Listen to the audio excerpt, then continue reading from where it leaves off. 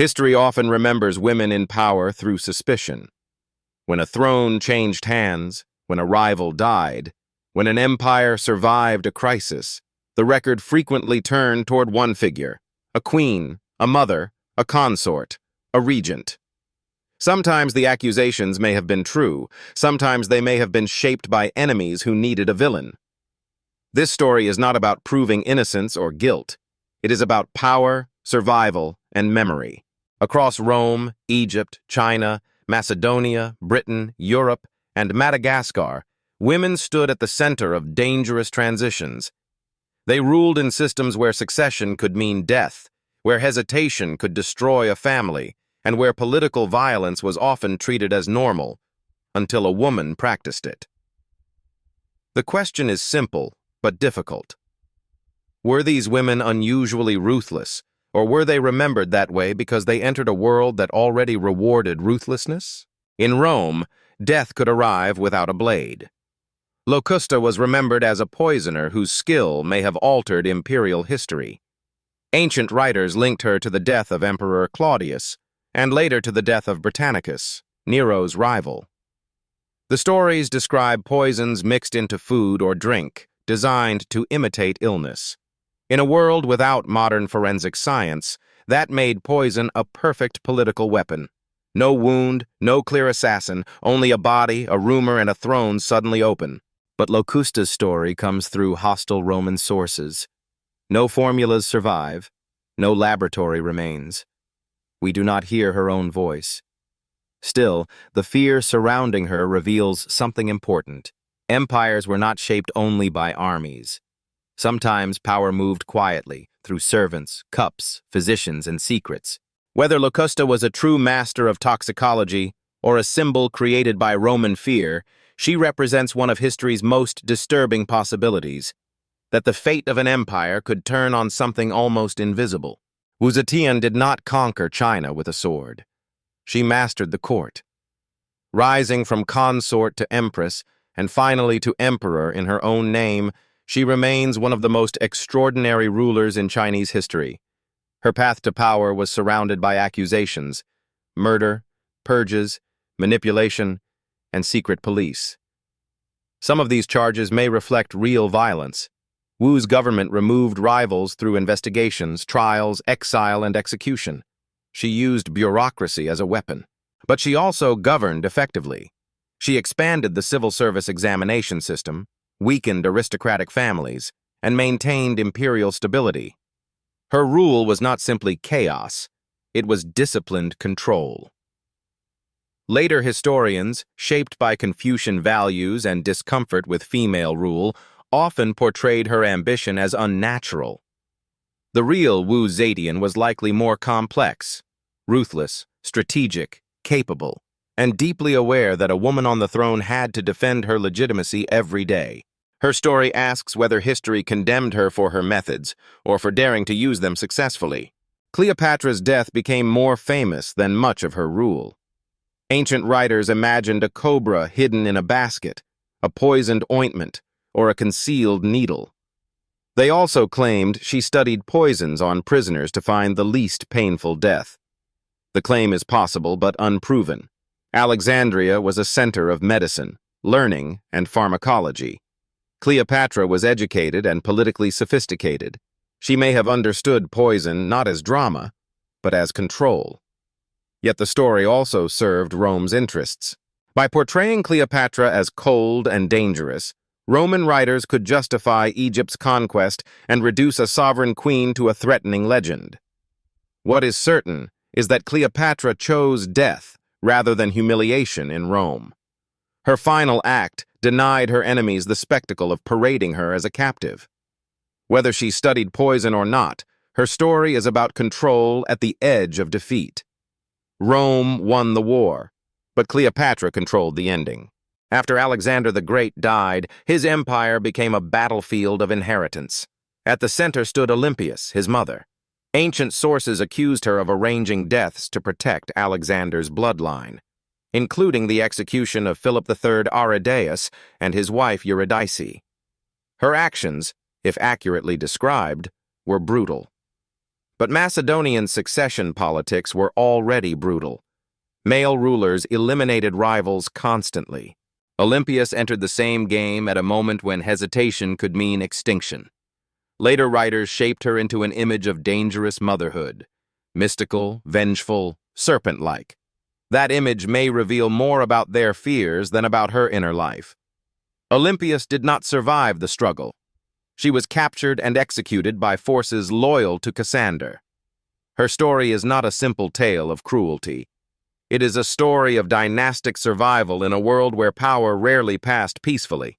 Was she uniquely ruthless, or simply playing by rules men had written long before her? Agrippina the Younger understood that Rome rewarded power but distrusted women who held it openly.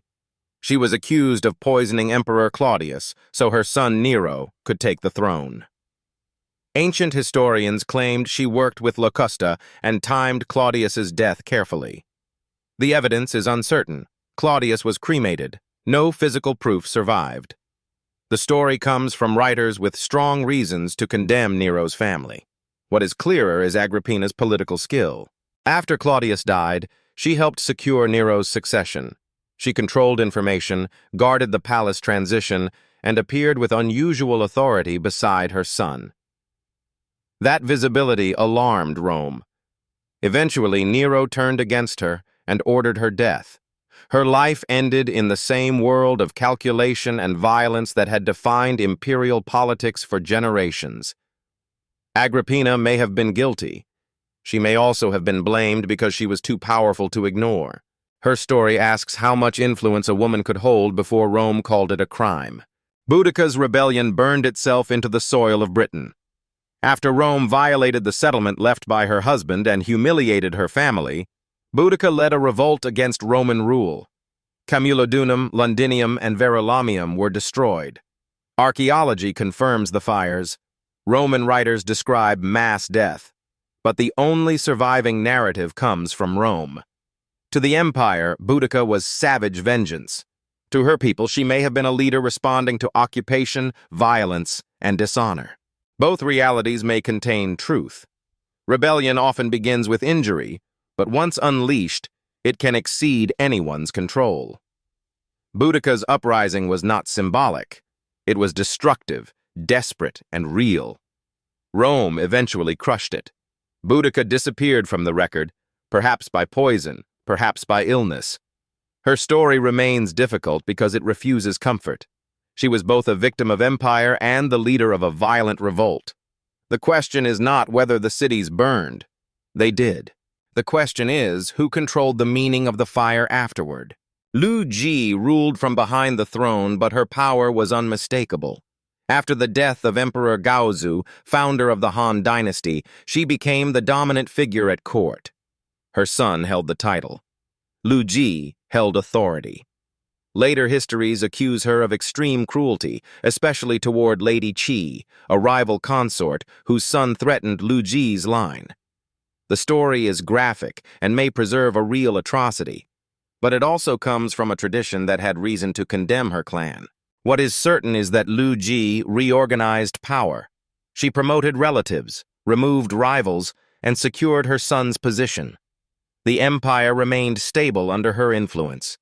After her death, the Lu clan was violently purged. The winners then shaped the memory of her reign. Lu Ji may have been ruthless, but she ruled in a court where weakness could destroy an entire family. Her story forces a hard question. When a woman uses the same harsh tools as male founders, why does history remember her first as a monster rather than a strategist? Neferusobek is remembered almost as a shadow. Around 1806 BCE, at the end of Egypt's 12th dynasty, she became pharaoh in her own right. Not queen regent, not temporary guardian. King. She adopted royal titles, used kingly symbols, and appears in inscriptions connected to building and administration. Her reign was short, but real. Then the record fades. Later lists treated her unevenly. Her tomb remains uncertain. Her memory was not fully preserved. There is no clear evidence that she ordered executions or removed rivals. But the silence around her reign suggests how fragile female kingship could be in ancient Egypt. A woman ruling as pharaoh challenged political and religious expectations. Her greatest struggle may not have been against a single enemy, but against the structure of memory itself. Neferusobek's story is not one of scandal. It is one of erasure. Sometimes history destroys a reputation by accusation. Sometimes it does so by leaving only fragments. Brunhilda survived too long for her enemies to forgive her.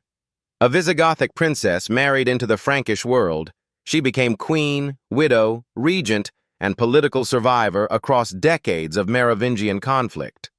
Chronicles accuse her of revenge, assassinations, and dynastic manipulation.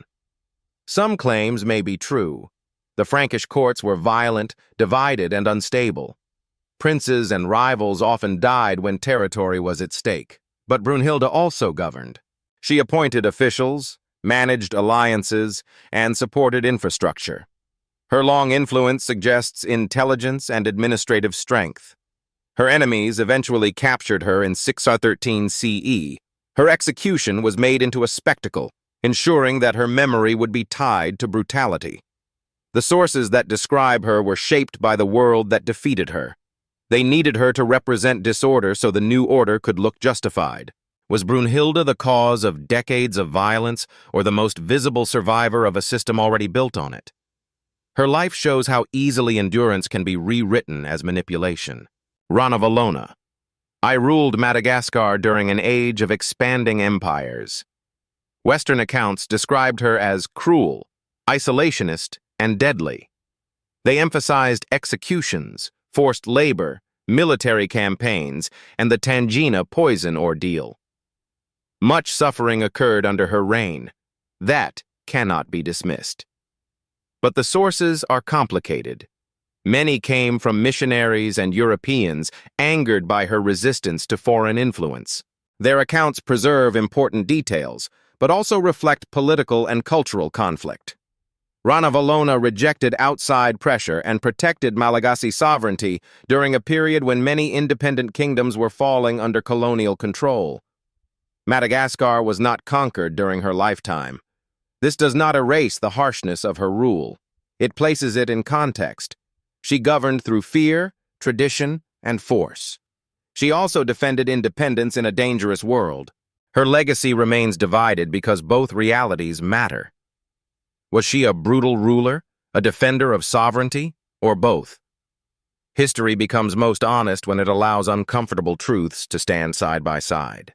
Across these stories, the pattern becomes clear. When women held power during crisis, history often turned their actions into moral warnings. Poison, seduction, madness, cruelty, unnatural ambition. These themes appear again and again. Some accusations were probably based on real events. These women lived in violent political systems and sometimes used violent methods. But the language matters.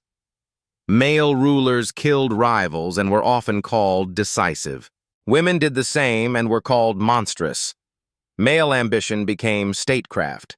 Female ambition became danger. This does not mean the women were innocent. It means the record is not neutral. To read these stories carefully, we must ask who wrote them, when they were written, and what purpose they served. A hostile source can still contain truth, but truth wrapped in judgment must be handled with care. The most lasting power belongs to whoever writes the final version. The defeated leave scattered traces, coins, ruins, inscriptions, rumors.